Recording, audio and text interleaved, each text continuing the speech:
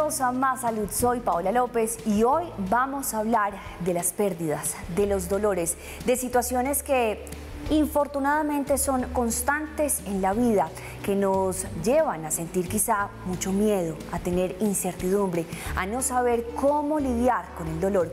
Y nuestra invitada de hoy es Gaby Pérez Islas, nos trae este libro, Elige no tener miedo. Pero con ella vamos a hablar sobre lo que realmente es el miedo, por qué esta es una sensación que se produce después de una pérdida. ¿Qué significa una pérdida? ¿Por qué lo que es dolor para mí quizá no es tan doloroso para otras personas? Ese es el tema hoy en Más Salud. Bienvenidos.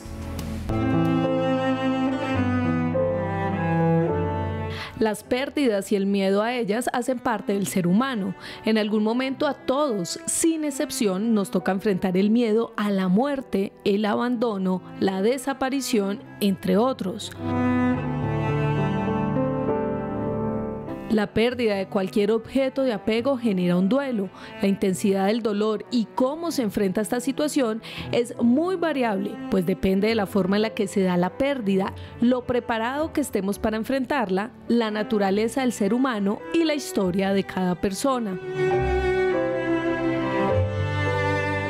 El duelo está culturalmente asociado a la muerte. Sin embargo, las pérdidas como rupturas amorosas, procesos de enfermedad, cambios de domicilio y trabajo e incluso alejarse de una amistad generan esa sensación de dolor y duelo.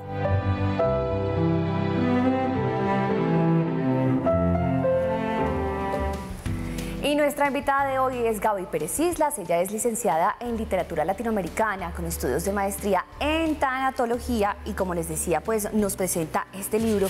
Pero además nuestra invitada es autora de varios bestsellers como Cómo curar un corazón roto, Viajar por la vida, La niña a la que se le vino el mundo encima, Convénceme de vivir, coautora de Tu camino para salir en el año 2020, y esta publicación, Elige no tener miedo. Y todos estos títulos se refieren justamente a una situación común en los humanos, el dolor. Gaby, ¿cómo estás? Bienvenida a Más Salud. Muchas gracias. Pues encantada de estar aquí y de estar con este tema, como tú dices, universal.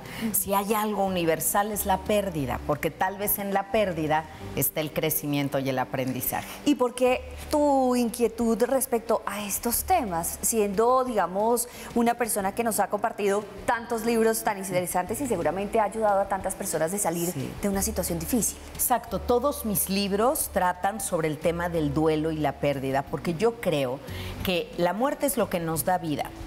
Creemos que aquí tenemos mucho tiempo para estar, qué quiero hacer, con quién me quiero casar, qué quiero estudiar, y probablemente todo aquello que no se nos da como queríamos es lo que nos va formando y nos hace crecer como seres humanos. Me maravilla el tema de la muerte y la pérdida y quiero traducir ese concepto difícil para todas las personas para elegir no tener miedo.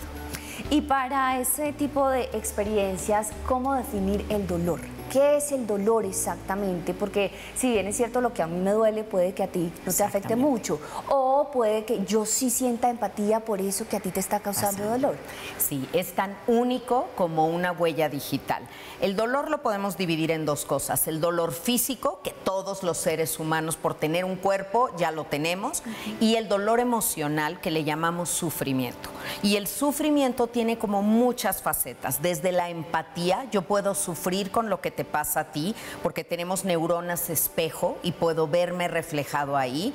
Hay quien es mucho más frío y no conecta, pero ese sufrimiento te puede llevar a crecer, te puede llevar a entender la vida desde otro punto, a conectarte distinto con la vida, con los demás y contigo mismo. El dolor es un maestro, le tenemos miedo, nos han dicho aléjate de él, eso puede doler, pero en realidad tenemos que verlo como el maestro y el camino de aprendizaje. Y justamente en ese camino de aprendizaje pues nos enfrentamos no solo al miedo, a muchos miedos. Elige no tener miedo. ¿No tener miedo es una elección, Gaby? Sí, porque mira, podemos sentir miedo, pero que el miedo no te paralice. Es que el miedo no es malo cuando lo traes sentado en el asiento del copiloto, porque ahí te va advirtiendo, vas muy rápido, por ahí no vayas, bájale, cuidado. Pero cuando el miedo se pasa al asiento del conductor es donde hay problema, porque si dirige tu vida, seguro que la va a llevar a terminar, ¿no? A chocar, a colisionar con algo en la vida. Entonces, es importante que aunque sintamos miedo, sea una voz más en off y la voz más en on sea la fe, la voluntad, las ganas de hacer las cosas, y el miedo lo tengas como advertencia. Y esa advertencia, ¿cómo se mantiene ahí? Y me refiero al hecho de que muchas veces nos negamos al miedo y realmente estamos aterrorizados por dentro. Y no siempre esa manera de ocultar el miedo, callarlo y hacerle mala cara al miedo funciona, o ese es el método para apaciguar los miedos. Estoy de acuerdo contigo. Lo que tratas de aventar es como un boomerang que lo lanzo y ¡pum!, regresa más fuerte y me da. Lo que escondo abajo del tapete va a salir a perseguirme eventualmente. La manera de manejar el miedo es decir, ¿qué hay atrás del miedo? A lo mejor atrás del miedo a la muerte, que es el miedo más común en todos los seres humanos, esté el miedo a que cuando yo muera yo no haya vivido, el miedo a no haber vivido, el miedo a no haber amado, a que cuando la muerte llegue por mí no me encuentre viva, sino me encuentre ya esperándola. Ese es el miedo que tendríamos que tener. Entonces, el miedo me quiere decir algo. ¿Tienes miedo a la muerte? Vive. ¿Tienes miedo al desamor? Ama. ¿Tienes miedo al ridículo? Prepárate. O sea que dejar los miedos no significa también hacerse frío, digamos, no es necesario, no va de la mano, es que no me da miedo y por eso no siento absolutamente nada. No. Yo creo que valiente no es el que no tiene miedo, es el que lo enfrenta.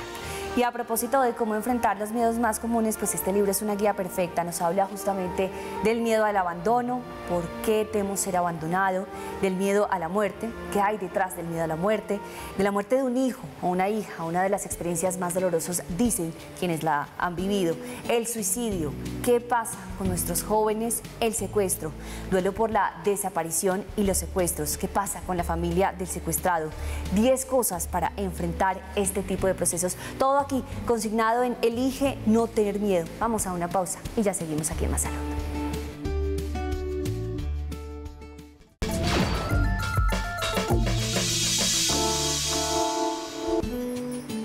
Aquí seguimos en Más Salud. Hoy estamos hablando de las pérdidas, de los dolores profundos, de esos miedos que nos generan este tipo de situaciones en nuestra vida.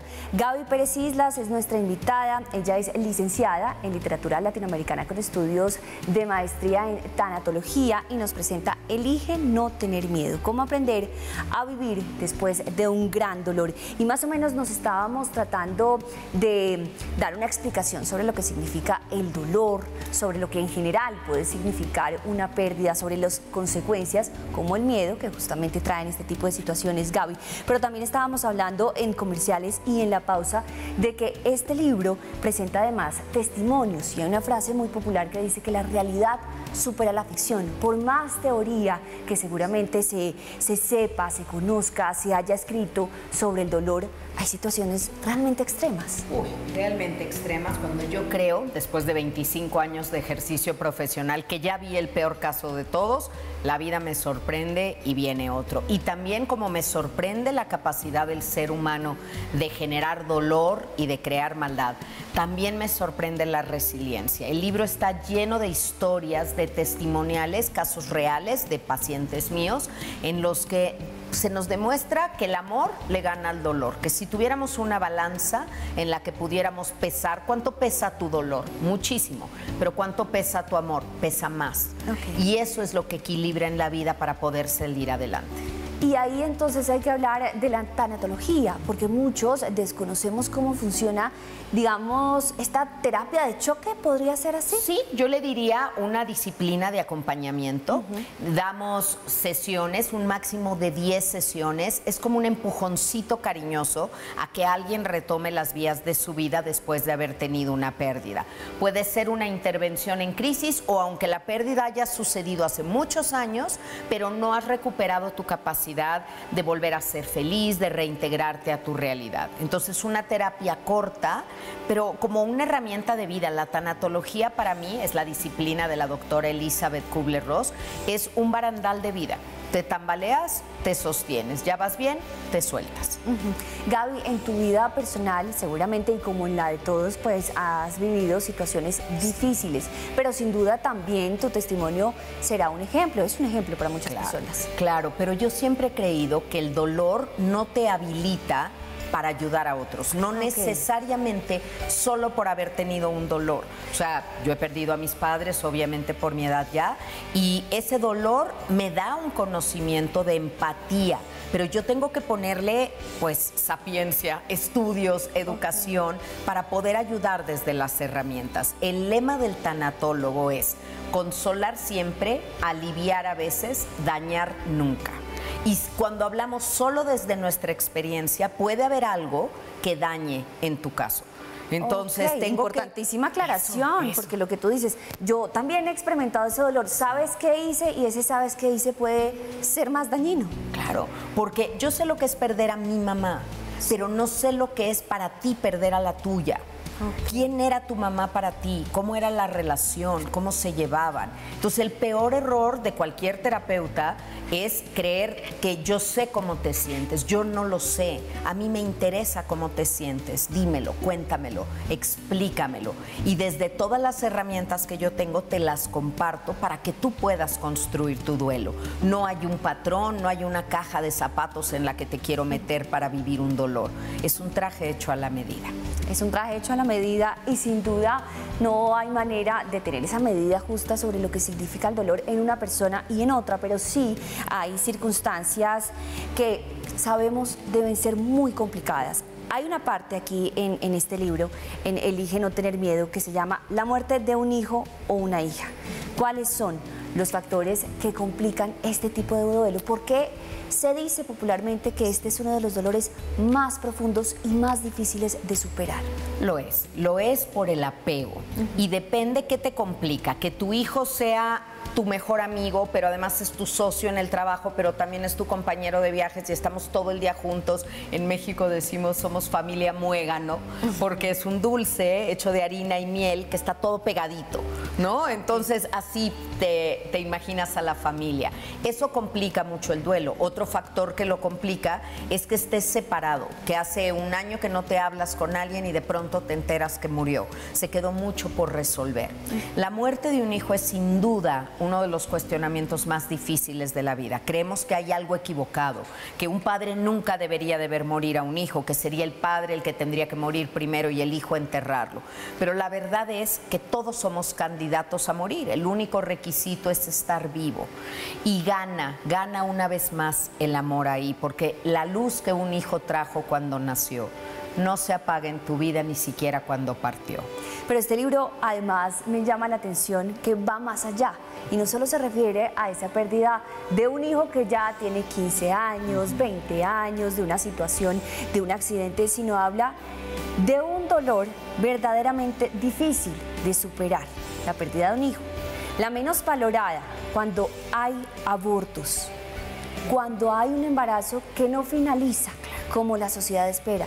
Y es un dolor silencioso, podría ser. Es un dolor silente que no tiene contención social. Lo que te dicen las personas es, Dios sabe lo que hace, por algo pasan las cosas, estás muy joven, igual vas no a lo conociste, no compartiste con él. Pero lo amé igual y tenía ilusión y tenía expectativas y estaba todo mi amor puesto.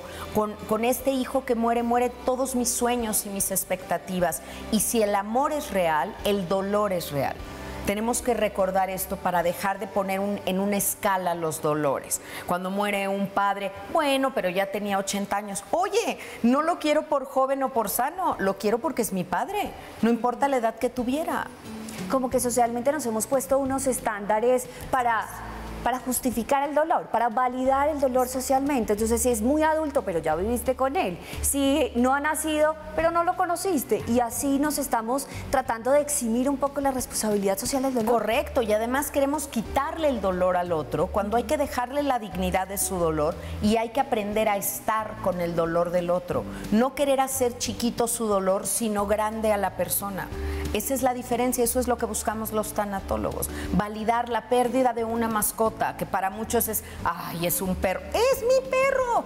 ¡Es mi perro y lo amo! ¿Y cómo no va a ser importante? Dejemos de decirle a los demás que sí merece la pena llorar y que no.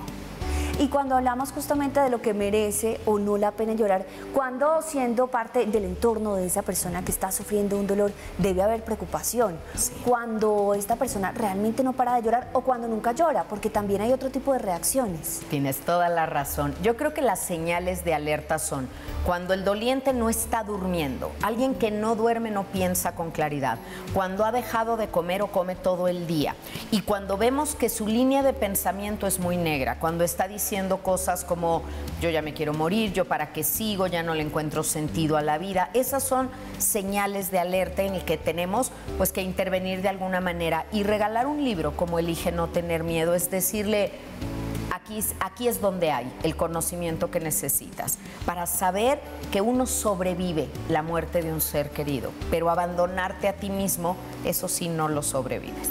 Doctora, ¿el dolor mata? Yo creo que no es el amor, es la desesperanza. Lo que mata, es lo que lleva a las personas a intentar quitarse la vida.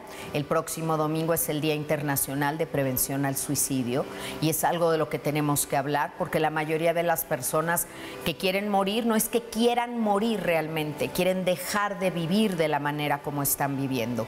La desesperanza es lo que mata. Causas del suicidio, dice este libro.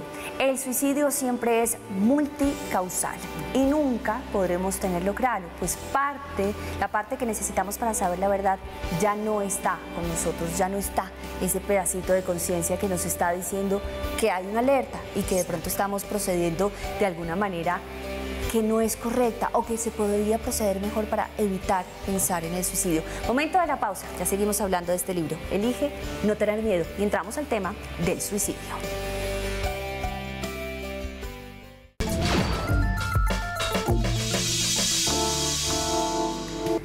Aquí seguimos en Más Salud, hoy en compañía de una gran invitada. Ella es Gaby Pérez Islas, nos ha regalado este y varios libros, licenciada en literatura latinoamericana, con estudios de maestría en tanatología, y dentro de este libro llegamos al final del programa y casi al final de este libro. Hablamos del suicidio. Dice así: etapas por las que pasan quienes piensan quitarse la vida, 10 elementos importantes en el trabajo con pacientes en riesgo de suicidio, cuáles son las causas del suicidio, cuáles son de pronto los síntomas de la depresión. Y hablamos justamente de una situación que ninguna familia quisiera vivir. Y hablo de familias porque todavía es muy difícil hablar, uno, de la depresión y dos, del suicidio. Sí, hablar de salud mental en general es un tema que hay que poner sobre la mesa y que siempre evadimos. Y yo creo que el suicidio, cuando hablamos de eso, no es ponerle ideas en la cabeza a alguien. Al contrario, esas ideas ya están ahí. Es dejar salir el vapor de la olla express, que ya está ahí y un día revienta. Tenemos que darle motivos a los jóvenes, a los adultos mayores, que son los dos grupos de mayor riesgo, motivos para vivir, para decir que la vida es buena, que tiene problemas, que tiene cambios, que tiene pérdidas, pero que ningún sentimiento es definitivo, ninguno. No puedes tomar una decisión permanente basado en una emoción temporal. Y justamente ahí radica el problema de una persona con problemas de salud mental, es decir, no hacer esa distinción, no hacer ese reconocimiento, ¿o no? Sí, correcto. No ven más allá, tienen una mirada de túnel en el que solo ven lo que no tienen y cómo se sienten ahora. Y la perspectiva de seguirme sintiendo así por más tiempo es aterradora. Por eso ya no quiero estar aquí, ya no quiero vivir de esa manera. Pero si lo hablan, si lo compartimos, hay una especialidad que es la suicidología. Pocas personas lo saben, que trabaja esto, que se aboca, a lo mejor si hay mucha ansiedad, en que tome un medicamento, en calmar esa ansiedad, pero en también meter filosofía de vida, en que alguien sea escuchado, en descubrir qué talentos tiene, porque siempre que vemos un joven, siempre hay un talento atrás de ese joven que lo hace único y especial. Y ellos lo que quieren es ser como todos los demás y están desperdiciando esa unicidad que los puede mantener arraigados a la vida. Y justamente cuando la doctora habla de esta manera, pues también hay que remitirnos a lo que está en este libro. En memoria de mi esposa. Han pasado 4 meses desde que mi esposa nos dejó para siempre. Tomó la decisión de quitarse la vida. Aún no entiendo por qué lo hizo. ¿Qué la orilló a realizar tal acto?